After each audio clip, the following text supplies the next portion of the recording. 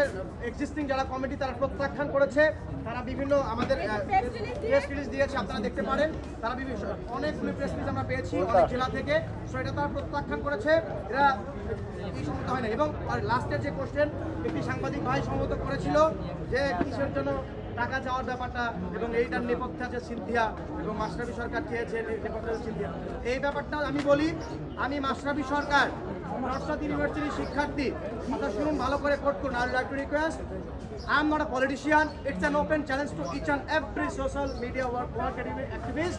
I am Mashrafi Sarkar. If you find any kinds of alignment of any kinds of political team with myself, then your shoes and my what should I say about my forehead, my আপনার জুতা আমার গাল।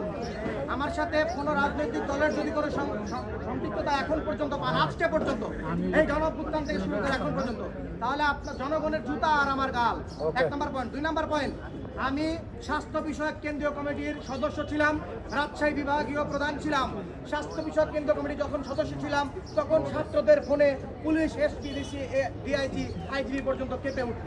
তখনও আমি একটি doctor, nurse বা কোনো একটা ইলিগাল ডকুমেন্ট যদি আমাকে দেখাইতে পারে মাশরাফি সরকার কোনো তদবির বাণিজ্য করেছে, কাউকে চাকরি নিয়ে দিচ্ছি,